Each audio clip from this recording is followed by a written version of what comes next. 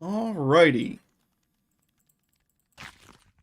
Hope everybody's having a nice Sunday.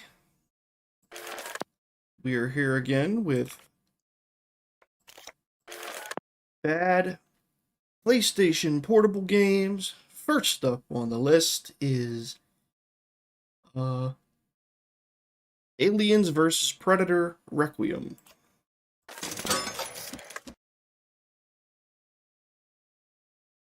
Let's see.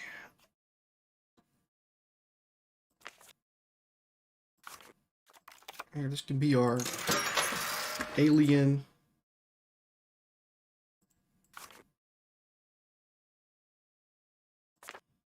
What can be our predator?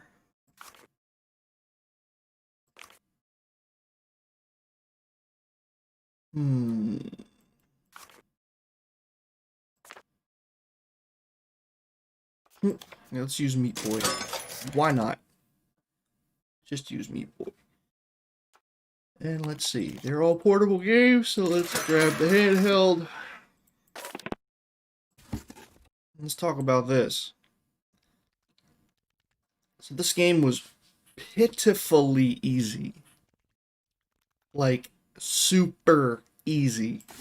As in no challenge whatsoever.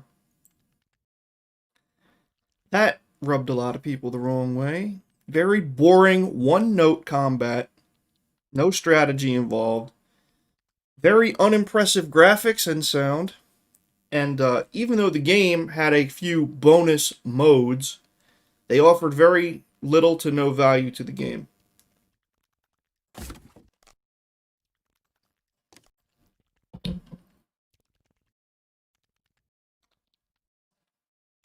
I'm not sure exactly what the bonus modes were supposed to be.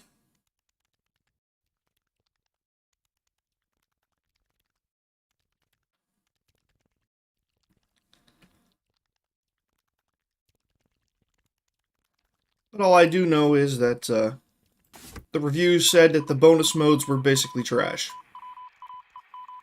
Extra filler that provided no substance. So, kill the aliens with fire.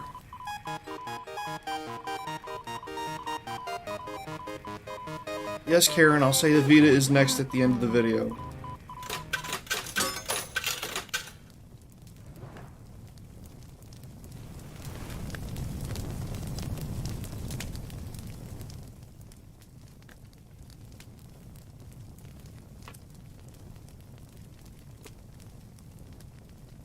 One second, I have to text my wife back.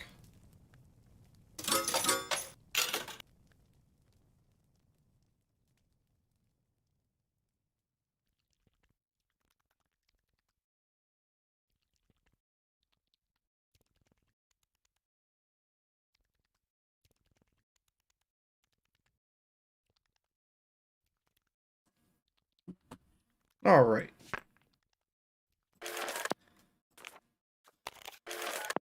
Next game, Shaolin Showdown. So of course, we're going to bring out our little ninja buddy. Grab one of these. Oh, pardon me. Oh. And since this was a fighting game, let's grab the fighting game cast.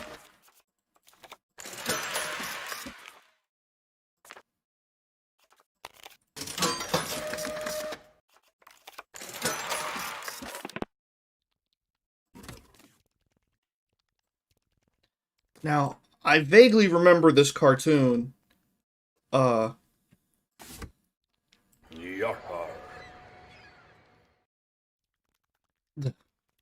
Anyway, this game was basically a Smash Brothers knockoff.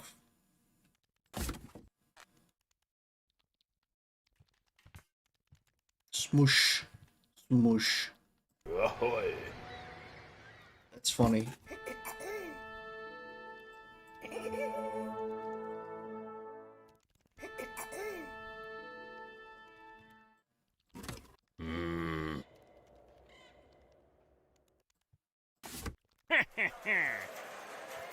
There we go. Alright, so Smash Brothers knockoff, very little variety in the gameplay. Uh, there's an adventure mode, I guess, where you do fights as part of a story, but the problem is you have an AI controlled buddy or ally, and sometimes they're a hindrance. They grab coins, even though they don't need coins, which prevents you from grabbing coins when you need to get coins. And also, I guess it's like an issue with them locking onto or latching onto an enemy causes target facing issues when you're trying to fight.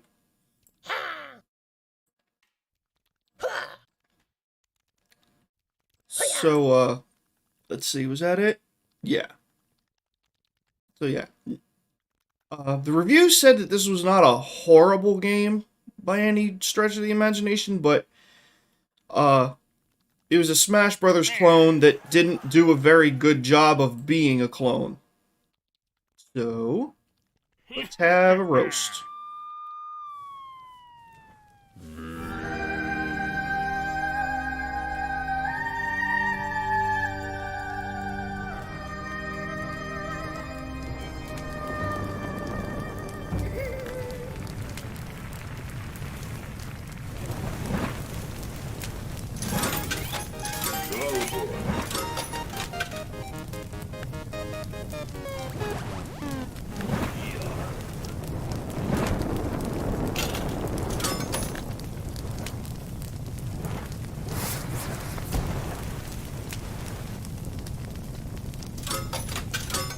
Yes.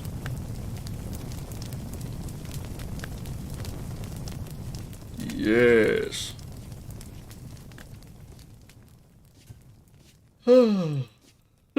Excuse me.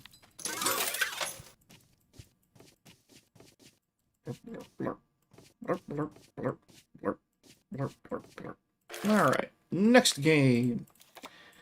We have Bubble Bobble Evolution.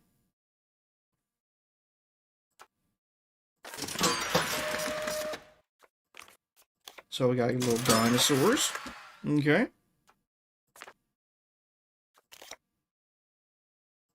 This looks like enough.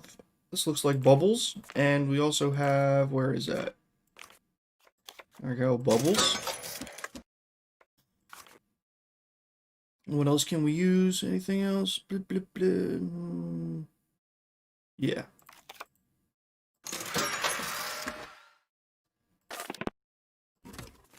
Yep. Bubble Bobble Evolution. Now, I gotta tell you, I'm a big fan of the original Bubble Bobble for NES.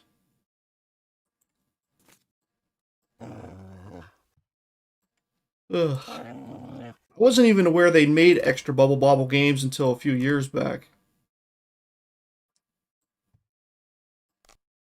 Poor level design. Oh yeah, let's talk about this. So, apparently Bubble Bobble Evolution had extremely trash graphics.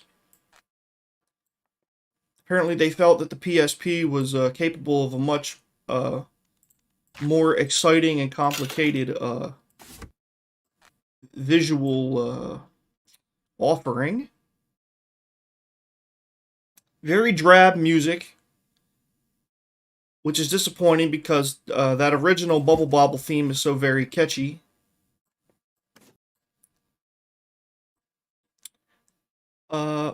Yeah, simply not fun, and it actually upends some traditional mechanics. As in, like, if you come to this game after playing the original Bubble Bobble, there's just a lot of staples about game mechanics for Bubble Bobble that they either change or flat out ignore, which is probably annoying to a lot of veteran players of the game. And poor level design, as we stated, and long load times.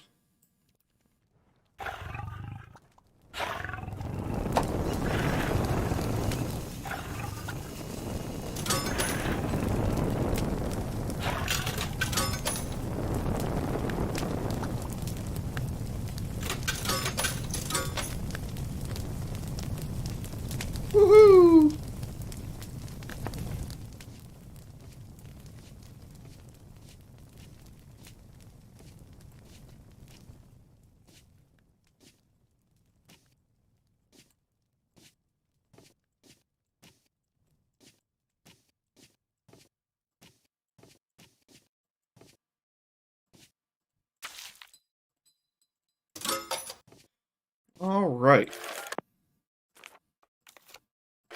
Next game.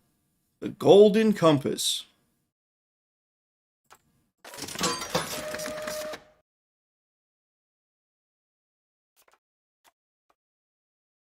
So let's see. Let's grab the globe. I don't think I have anything that's actually, like, a good representation of gold, but... Oh, man. So we need the clock, because... Oh, I'll tell you in a second. And camera. And the handheld. Work. Golden Compass. Admittedly, I never saw the movie. I haven't seen a lot of movies. People would probably be appalled about the movies I haven't seen. But, that's for another story.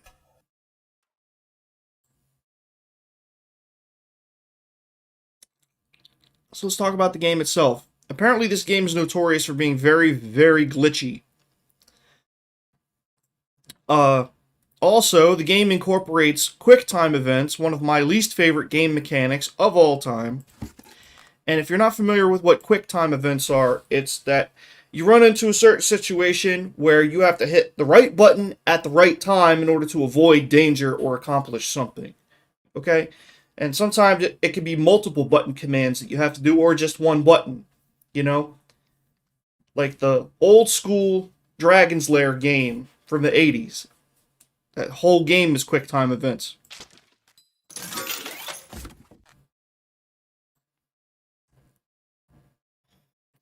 So let's see. Slow pacing, sloppy controls, no manual camera control. That's right. Imagine playing Super Mario 64 and you couldn't move the camera yourself. You'd probably turn the game off within half an hour. And, uninspired visuals. And, the gameplay consists of a lot of busy work, as opposed to simply pursuing the main quest. That apparently the game forces you to do a whole lot of busy work, which is just fun for everyone. Burn, dang it.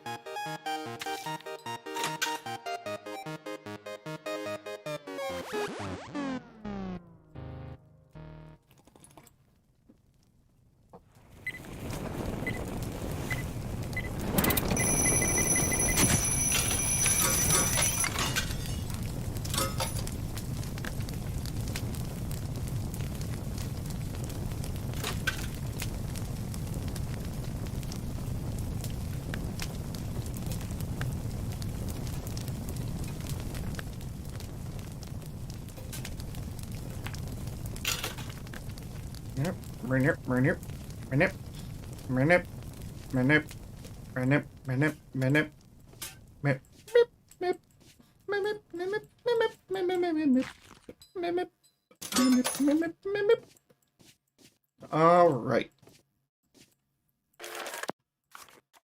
Next game. Yeah. Okay. Air conflicts. World aces of World War II.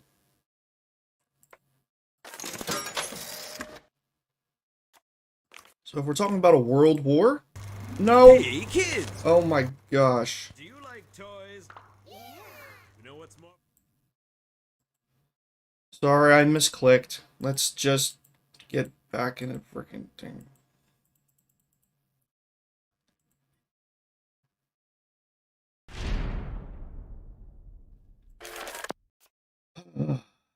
Okay. Flaming globe. Now where the hell was I? Oh yes, air conflicts. Let's see. Here we go. Unstable ordnance. That which would be dropped from, well, yeah, and World War II is what brought us the bomb.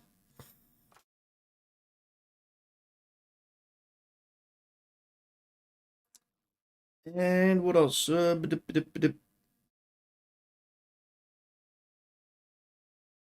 Oh boy. and the TV.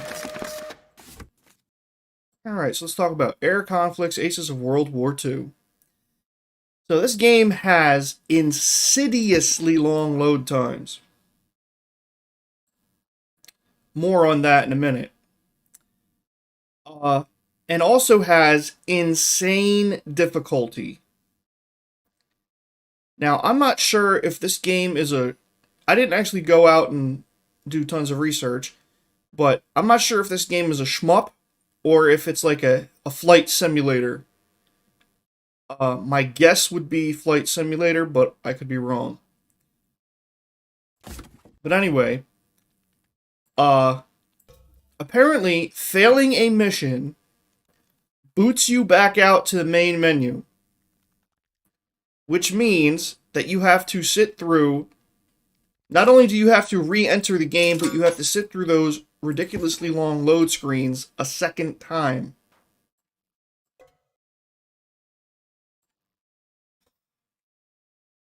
And on top of all of that, the game suffers from frame rate drops, which is fun for everyone.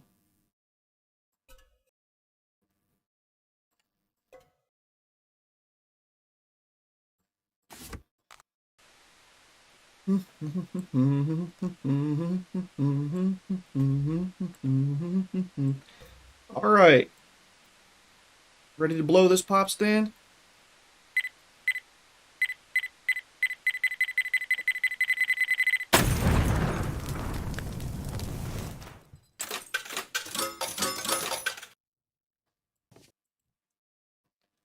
Alrighty.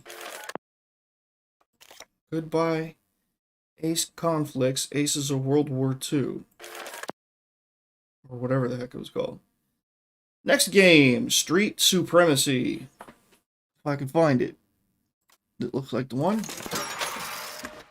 Now, bit of a full disclosure on this one.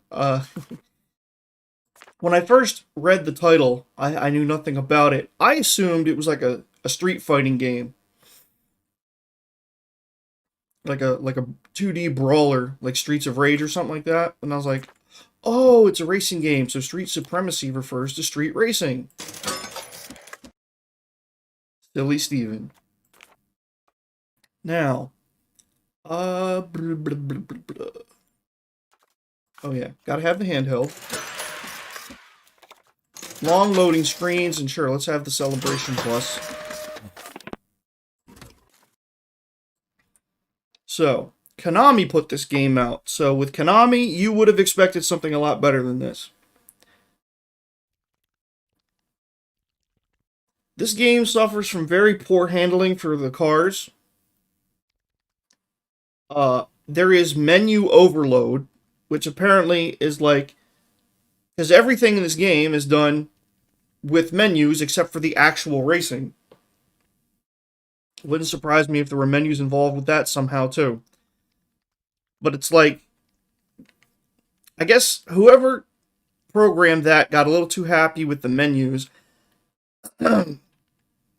So I don't know if that means it's just there's a lot of superfluous options, or if the game is just the game involves like tons of micromanagement.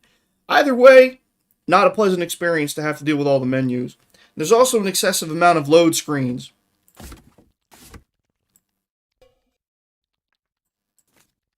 Which nobody feels like dealing with.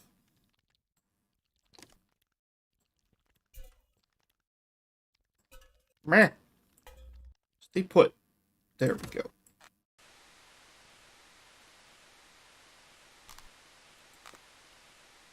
Oh yeah, there we go. Let's do this.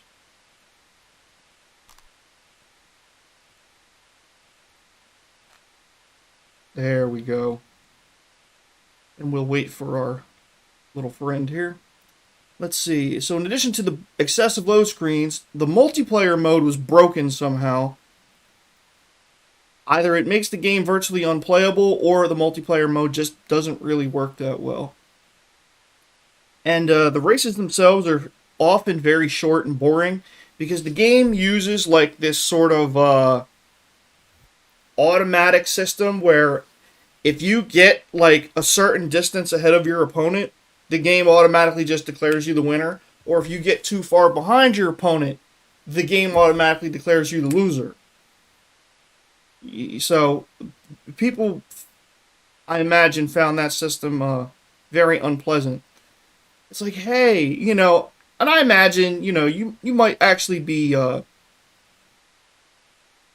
you might not be all that upset about it at first if you're winning, but when you lose, it's kind of like, hey, you couldn't give me a chance to catch up.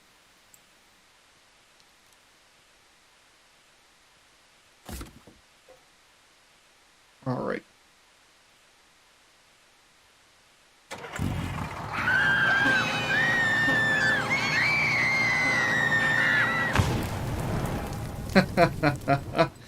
Oh, that was fun.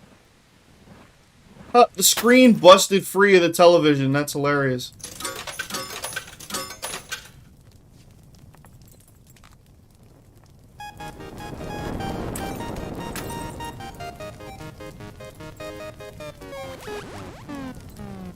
All this time later, and the game can still surprise me. That's why I love Little Inferno.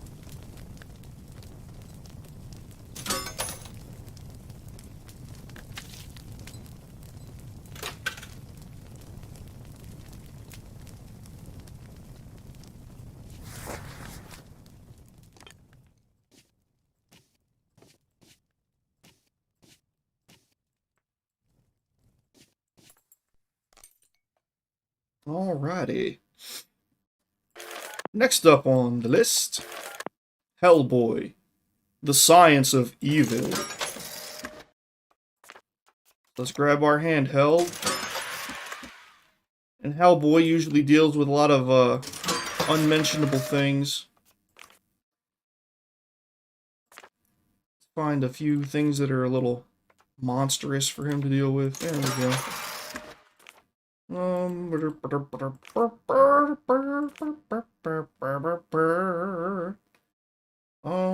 Hmm. There we go. And what else?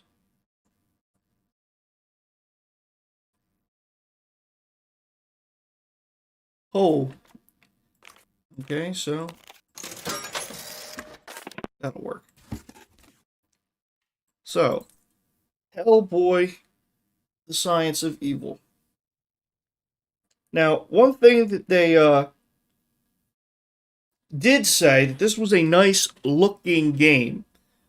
The Hellboy design and style was actually recreated rather faithfully, but that's where the pleasantness ends,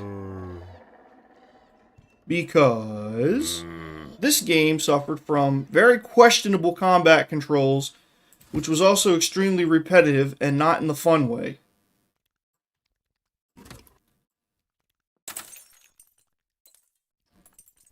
There we are.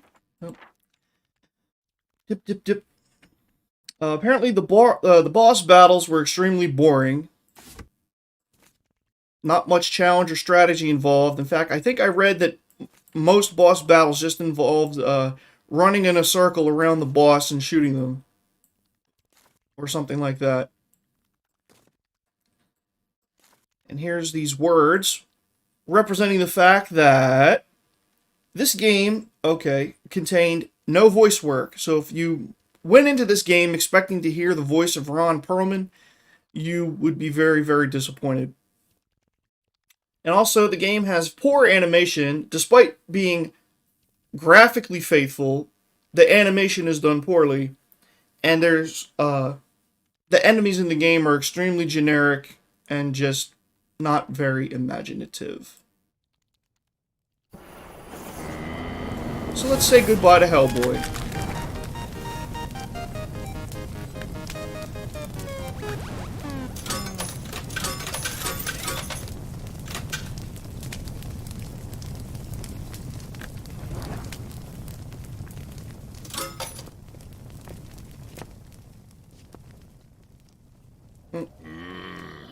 Brain is on fire.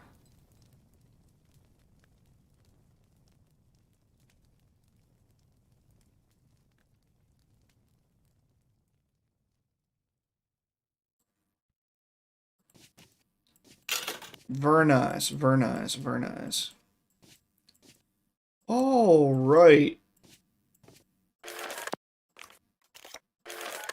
Next game. Iron Man. Superior attack. Grab that.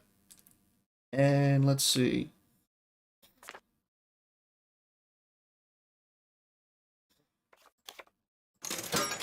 Yep.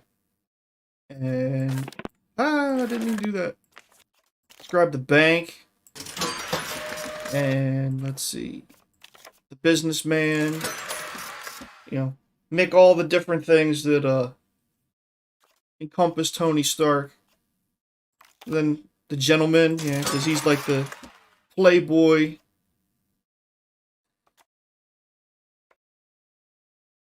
And sure, use the disc.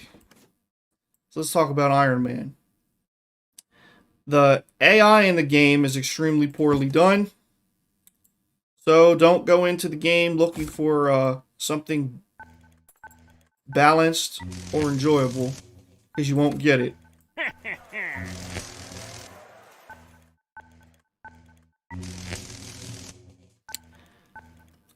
Very, very hard to die. Apparently, anytime you take too much damage and are about to die, they send you into this miniature quick time event where you basically activate the Iron Man suit's defibrillator, basically to revive Tony Stark. And it's a very simple button combination, and apparently the game's very forgiving about how, I guess, how easily you can do it and how often you can do it. So because of that, it's very hard to die. So some people might have felt the challenge was stripped away a bit, just a little bit because of that.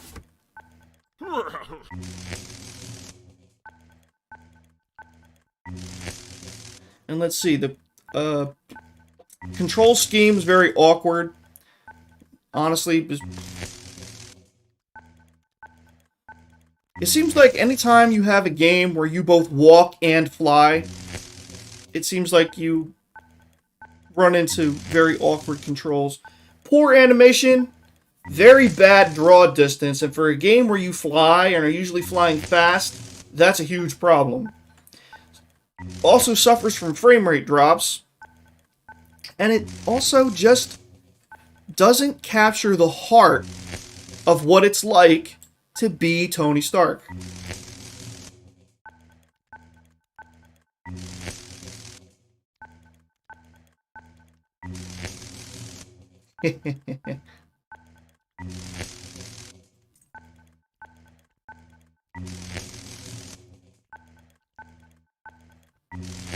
Dang it. There we go.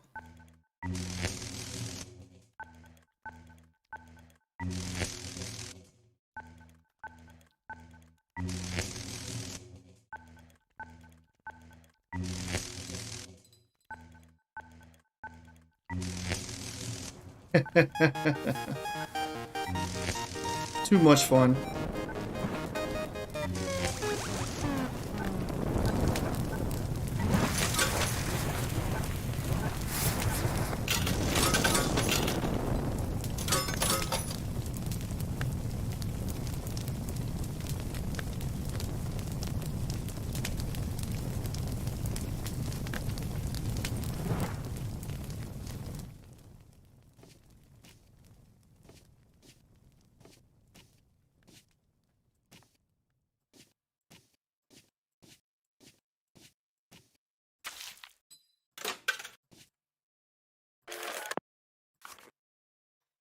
Alright, next game.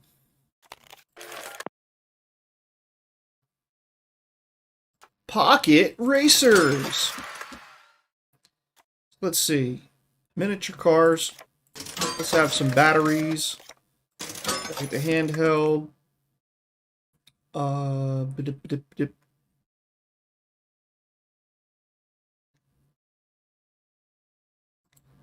Let's grab the sword.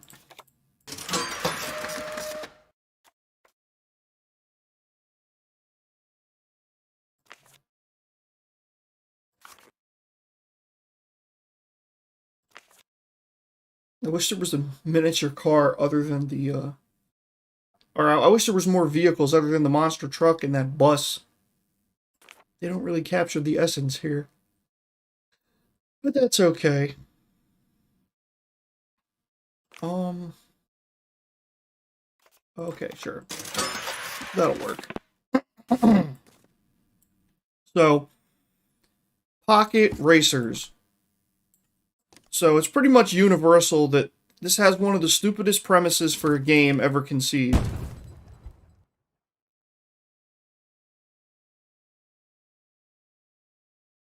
Okay, I totally didn't expect that to happen.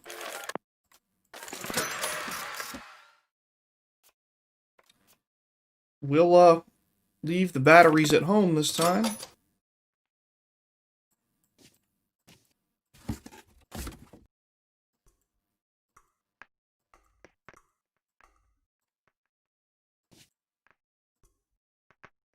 Huh.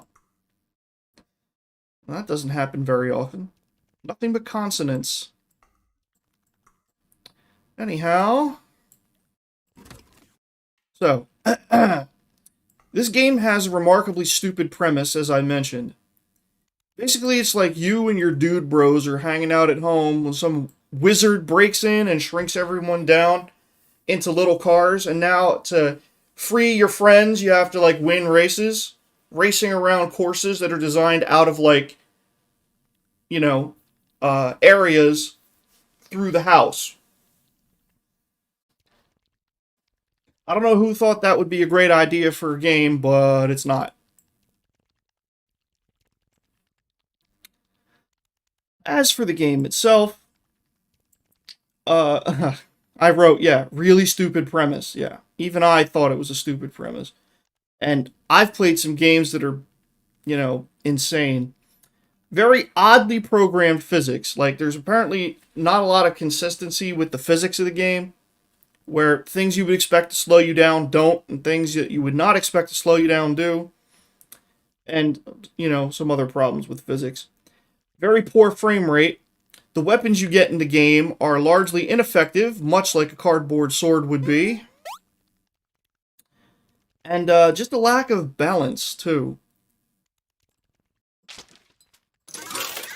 It just doesn't seem like the way they balanced it just doesn't feel like a proper challenge. So,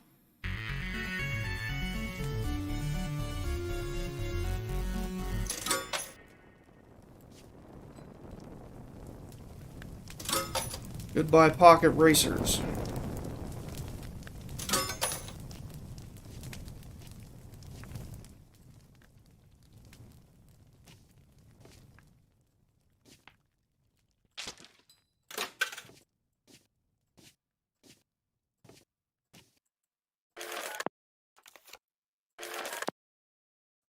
Last game. Winx Club. Join the club. So for this, yeah, let's get jar of fireflies and let's see. Happy flowers. Now, this was a cartoon geared towards girls, so let's try to find all the girly things that we can. We have like the girl character and maybe the heart. Maybe.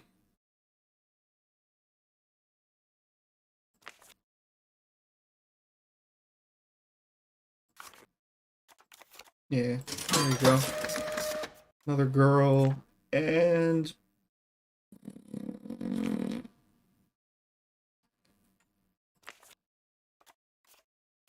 sure. Oh yeah, and the handheld. That'll work. Now, full disclosure, a long, long time ago, I had no idea what the Winx Club was when I was looking through stuff that was on TV, so I watched an episode of it. I honestly don't really remember hardly anything about it except their little, like, theme song. And I don't even remember that fully, so don't expect me to sing it or nothing.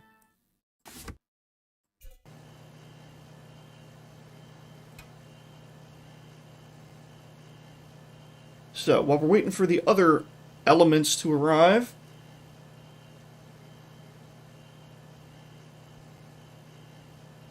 Now, interestingly enough, for the game that was supposed to be #1 on the worst PSP game list, I surprisingly found uh, the least amount of proper notes on it of things. And these are. Let me start off by saying that I don't know that. I don't know the truth of this, but I'll just tell you what I read in the one review I read for it. And it was saying that how it was sort of a mistake to put a game like this on the PSP because the Winx Club was geared towards girls, whereas the PSP itself was primarily marketed towards uh, guys in their 20s and 30s. Like I said, not my words, and I'm not even sure how true it is. But it had to have ended up on this list for some reason. Obviously, I can't imagine most dude bros that were into playing like Call of Duty and Madden were checking for this game. So I'm so pretty. I have no idea. However, the only real problems with the game that I uncovered was it had massive load times. And when I say massive load times, I'm talking about a minute or more. And your reward for sitting through that load time was basically mini games. They're just Winx Club mini games. So the game itself really doesn't have a lot of depth. And what you do get is locked behind insidiously long load times. So even if the gameplay and the mini games itself was okay, I didn't really find a lot of hardcore information on the actual mini games themselves. But if you have to sit through a minute long or longer load screen every time you want to play a new game, who in their right mind would actually sit around and do it? Like, I mean, I get impatient when Skyrim's loading sometimes.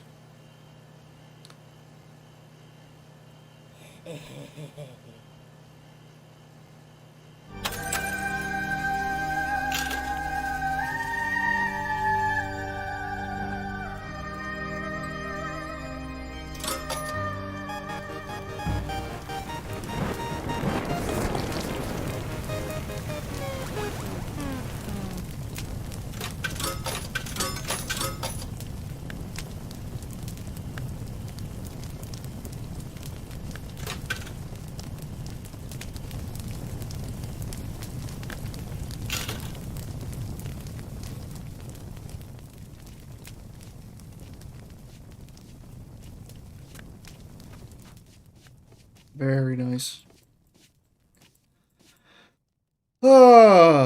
So that does it for burning up terrible PSP games. Next up, and let's see, today's Sunday, so I think Wednesday should be bad PlayStation Vita games. Now the Vita list is short, so I'm going to try to think of some extra little bonus to throw in at the end. And then after the Vita video, we'll be starting on burning up lots of bad Mario games. So look forward to that. For now, I'm going to go get some lunch before I start streaming on Twitch. Should be in the 3:30 to 4 o'clock range, something like that. So anyway, everybody have a great day, afternoon, night, evening, whatever it is where you are. Stay safe out there, and I will see you guys in the next one.